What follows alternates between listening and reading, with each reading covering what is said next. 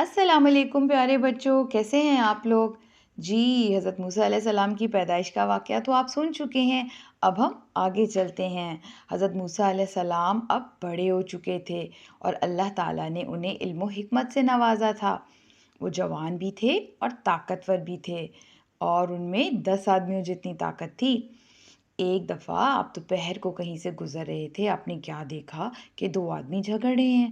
ان میں ایک اسرائیلی تھا یعنی آپ کی قوم کا، اور دوسرا فرعون کی قوم کا تھا یعنی مصری تھا۔ آپ کی قوم والے شخص نے آپ سے مدد مانگی، مصری نے اس کو خوب زور کا پکڑا ہوا تھا۔ آپ کو جوش آیا، آپ آگے بڑھے اور اس کو چھڑانے کے لیے آپ نے مصری کی ٹھوڑی پہ مکہ دے مارا۔ آپ کا مکہ اتنا زور کا تھا کہ وہ شخص مر گیا۔ آپ بہت حیران ہوئے کیونکہ آپ کی نیت تو اس کو مارنے کی ہرگز نہ تھی، آپ تو صرف بنی اسرائیلی کو چھڑانا چاہ رہے تھے۔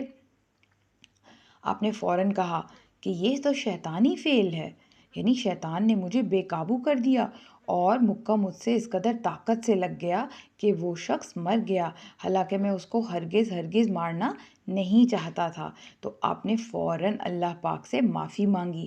آپ نے کہا کہ اے اللہ پاک، یہ تو غلطی سے ہو گیا، میں جان کے تو اس کو مارنا ہی نہیں چاہ رہا تھا، میں تو صرف ان دونوں کو چھڑانا چاہ رہا تھا۔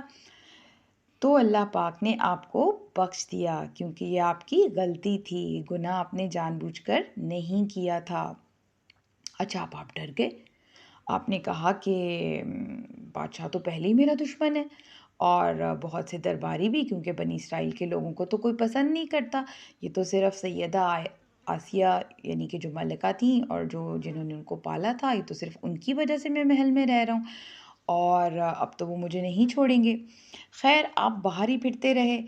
صبح آپ شہر میں داخل ہوئے، ڈرتے ڈرتے گئے اندر کہ دیکھوں کیا حالات ہیں، تو کیا دیکھتے ہیں کہ پھر وہی اسرائیلی ایک مصری کے ساتھ گتھم گتھا ہے، لڑ رہا ہے۔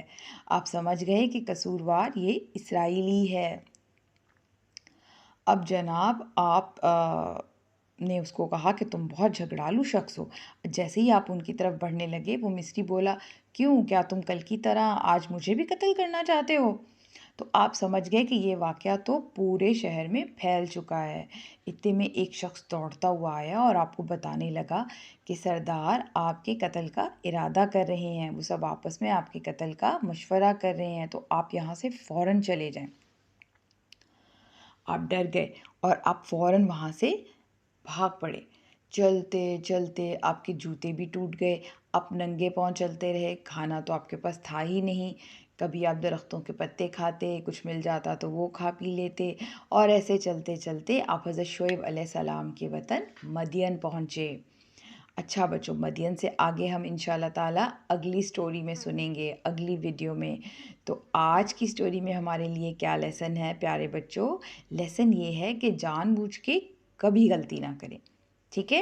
اور اگر آپ سے کچھ گناہ ہو بھی جائے، کچھ غلط ہو بھی جائے، تو اللہ پاک سے فوراً معافی مانگیں، جیسے حضرت موسیٰ علیہ السلام نے مانگی تھی۔ وہ بھی ایک اللہ کو ماننے والے تھے اور جانتے تھے کہ شیطان ہمیں بہکاتا ہے۔ تو ہمیں بھی یہ لیسن ہمیشہ ذہن میں رکھنا چاہیے کہ شیطان کا کام ہم سے گناہ کروانا ہے۔